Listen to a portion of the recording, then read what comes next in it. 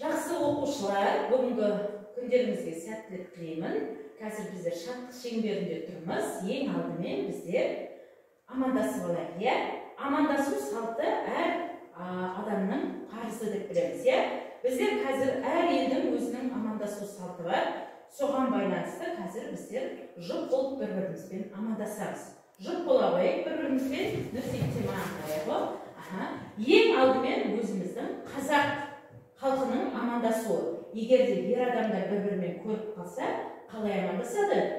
Ассалаумағалейкум деп қол береді. Ал Қытай халқы қалай амандасады, балалар? Қытай халқы екі қолын қусырып, не істейді? Басын изейді. Басымызды изейік бір-бірімізге. Тағы бір. Енді Жапон халқының амандасуын салайық. Жапон халқы қолын, оң қолын жүрек тұсына қояды да, бастарын изейді келді. Жақсы балалар.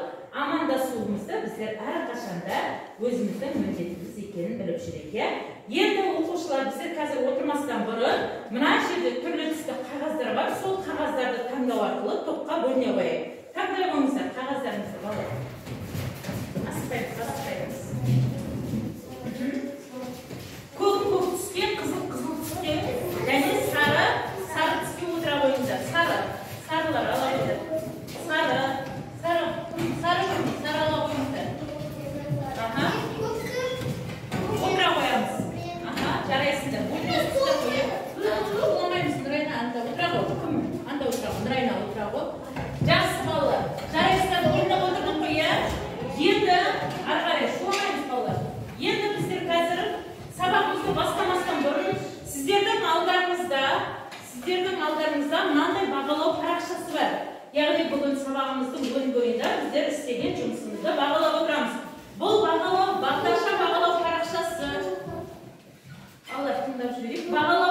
Бағдаршам бағалау парақшасы. Бұнда біздер әрқайсымыз өзімізді бағалаймыз, Бұнда тапсырмалар бар. Егер де жасыл түспен белгіленсек, мен бүгінгі тапсырмаларды жақсы орындадым. Сары түс мен жартылай орындадым, бірақ алға қарай әлі де жұмыс істеуім керек. Ал қызыл түс болатын болса, орындай алмай қалған жағдайда маған көмек қажет деген қызыл түспен белгілейміз. Жақсы, мына жерден алдым. Ары қарай балалар бүгін. Біздер алдыңғы оқуға тоқталып өтейікші балалар. Алдыңғы оқуда біздер қандай тақырыппен танысып едік? Жалпы есім және жалпы есім туралы түсінген болатынбыз, Ал жалпы зат есім дегеніміз не? Кім айтады? Зат есім дегеніміз не? Зат есім дегеніміз не? Нұрхан, зат есім дегеніміз не? Зат есім дегеніміз заттың атын білдіретін сөздерді айтамыз, зат есімде. Зат есімге қандай сұрақтар қойылады, Алинұр? Сұрағын айтайықшы, зат есім. Зат есім сұрағын айтайықшы. Кім? Кім, кімдер, не, нелер деген. Ал біздер кеше өттік, алдыңғы сабақта біздер жалпы есім және жалпы есімді өттік, Ал жалпы есім дегеніміз не? Бегалыш, жалпы есім дегеніміз не? Жалпы есім кісінің аты, жер суаттары, жан-жануарлардың жалпы есім деп атаймыз. Мысалы, жұламаймыз балалар. Мысалы, жалпы есімге мысал келтірейікші, жұламаймыз деймін. Жалпы есім. Іле деген. Ол ненің аты? Қой, өзен, көлдердің аты, Жақсы. Келесі ал жалпы есім дегеніміз не? Мейлім? Жалпы есім дегеніміз не? Жалпы есімнен. Жалпы есімнен басқасының барлығы. Зат есімдер қандай болады? Жалпы есім болады. Жалпы есімге мысал келтірейікші. Мысал келтіре қояйықшы жалпы есімге. Мысалы, адам, адам деп аталады. Енді жақсы отыра қойыңыздар. Енді балалар бар ғой, қазір біздер үйге қандай тапсырма берілді? Нұрхан, үйге қандай тапсырма берілді? Тапсырмасы, яғни жер, су, аттары қатыстырып, менің ауылымда немесе менің қаламда деген мәтін жазу керек. Кім жазып келді? Кім оқиды? Фариза оқиды. Менің ауылым оқиды. Ауылымның ауасы таза, жері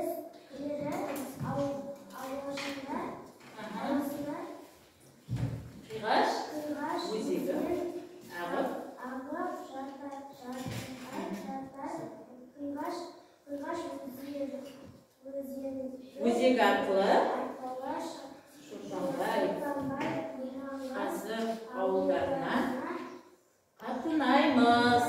Жақсы, ары қарай. Мен Көктоғай ауылында тұрамыз.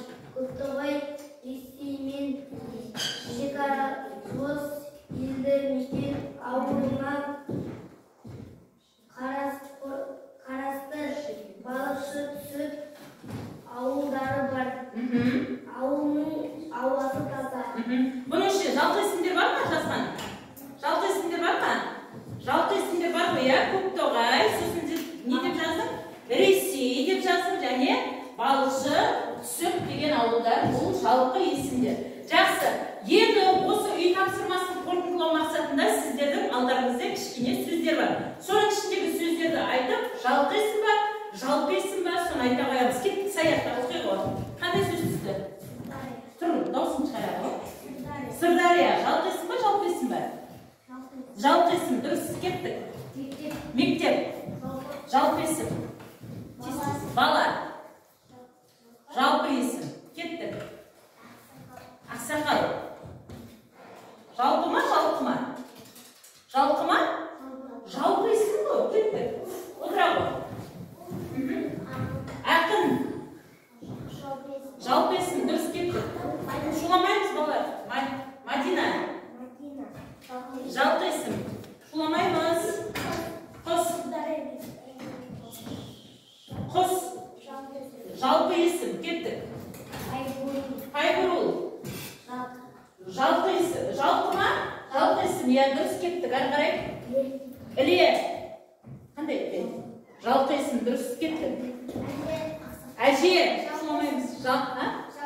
Жалпы есім, дұрыс, кеттік. Жалпы есім. Мысық, жалпы ма, жалпы ма? Ой, мысық деген ба? Жалпы есім. Мағжан? Жалпы есім. Жақсы балалар, жарайсыңдар. Жалпы есім мен жалпы есімді ажырата білеміз ғой, иә?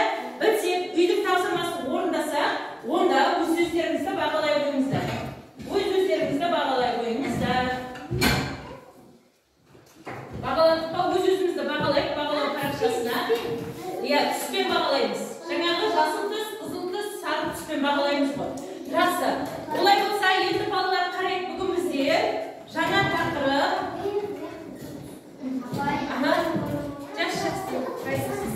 Енді балалар біздер бүгін жаңа тақырып зат есімнің енді жекеше және көпше түрлерімен танысатын боламыз.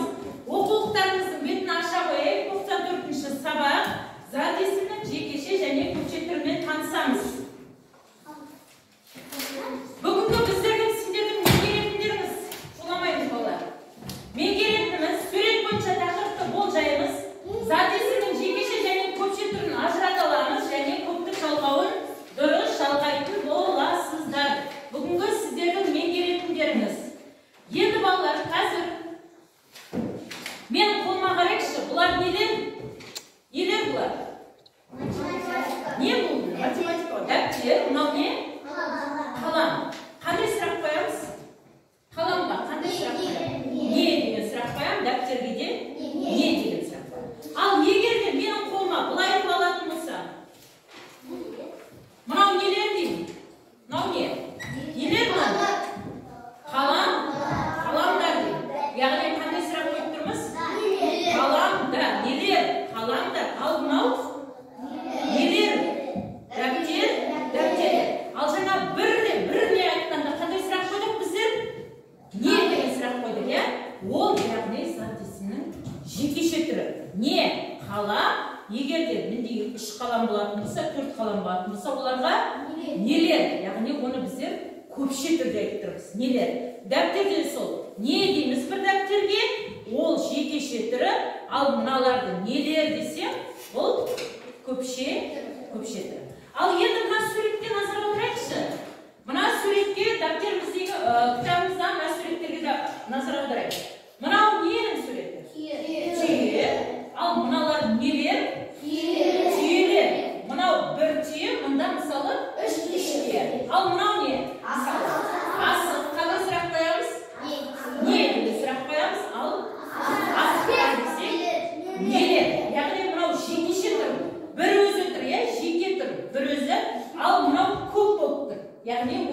көпше түр деп айтады. Міне бір асықтың жекеше түр, жекеше, ал мынау көпше түр. Енді мен сіздерге суреттердің астындағы сөздерді салыстырып, содан өзің қорытынды жасап көр. Жасаған қорытынды төмендегі ақпаратпен салыстырамыз. Ал қандай қорытынды жасадық бұл жерде? Зат есімнің қандай түрлері бар дедік жаңа? Жекеше және көпше түрлері. Енді мына ережені есімізге сақтайық. Зат есімнің жекеше және көпше түрі болады. Кім, не десек жаңа бір-бірден тұратын болса, ол сұрақтарына жауап беретін сөздерді зат есімнің жекеше түрі деп айтамыз. Мысалы, оған мектеп, әке, мысалы, ана, қалам, гүл деп айтамыз, иә? Ал кімдер, нелер сұрағына жауап беретін сөздерді зат есімнің көпше түрі деп айтамыз. Мысалы, дәрігерлер, ұстаздар, кітаптар, екшеу болатын болса, тағы қаламдар, иә, солай біздер атай береміз екен. Түсіндік па? Зат есімнің неше түрі бар дедім? Жаңағы 2. Қандай? Жекеше және көпше. Жекеше түріне қандай сұрақ қоямыз дедік? Кім? Не деген сұрақ қойсақ, ал көпше түріне көпше деп атау айтып тұрғандай, кімдер, нелер деген сұрақтарды қоямыз екен. Енді ары қарай оқушылар, сіздер тапсырмамызға көшеміз. Қазір кітаптарыңызды аша қойайық. Кітабымызда 45-ші жаттығу бар ма? 45-ші жаттығудың берілген оқи қояйықшы. Кім оқиды? Бегас оқи қойшы берілген 45-ші жаттығудың. Көркем оқи қойшы 45-ші жаттығудың берілген. Сөйлемеңіз оқушылар. Өлеңді мәнерлеп оқы дейді. Қазір мен оқып берем, ары қарай мәнерлеп оқимыз. Тыңдаймыз. Қарға, қарғалар. Қар үстінде жорғалар. Боран соқса қар болар, бұтаға қонар қарғалар. Кім оқиды тағыдан ұрайма? Мәнерлеп оқиықшы. Қарға, қарғалар, қар үстінде жорғалар, екі шоқ. Боран соқса. Боран соқса қара болар. Қар болар, бұтаға қонар қарғалар. Жақсы. Енді балалар сіздерге білейді. Мынасында тапсырма бар тағы да. Зат есімнің жекеше көпше түрлерін анықтайықшы мұнан. Зат есімнің жекеше көпше түрлері қайсысы? Жекеше түр қайсысы? Жекеше түрін қарайықшы, жеке. Қарға деген. Ал көпше түр болса, көпшілікте не дейміз? Лар, қарғалар деп, лардың көптің жалғауын жалғап тұрмыз, яғни қарғалар деп айтамыз, иә? Тағы бар ма? Бар ма тағы? Жекеше түрі бар ма? Бар ғой, қар десек жекеше түрі да. Жақсы. Ары қарай енді оқушылар. Келесі тапсырмамызды қараймыз. 46-шы жаттығу. Бұл тапсырманы қазір біздер топпен орындаймыз. Яғни топтық жұмыс, иә? Әрқайсымыз топтық жұмыс орындаймыз. Балалар 46-шы жаттығуды. Қазір топ болып, дөңгелекте жасырынған құс атауларын табамыз. Оларды жекеше түрде айтамыз, сосын барып көпше түрде айтып көреміз. Ал жазайық. Ал жазайық. Топқа жұмыс беріп жатырмын. Топтық жұмыс. Ал жазайық. Бірінші мына 46-шы дөңгелектегі атауларды табамыз. Құстардың атауларын ал бір-бірімен істеп өндір, астаса өндір. Шуламай қалыңыз. Ал жаза қойып. Қайда жақындашып. Қандай атаулар шығады мына жерде? Қандай құстың атаулары бар? Қарайық. Оқылдар, бар жасай беріңіз.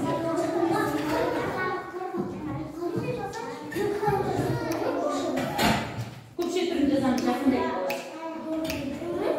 Көпше түрін қасына жазып кетейік. Көпше түрін жазып кетейікші. Көпше түрін жазып кете қойып балалар қасына.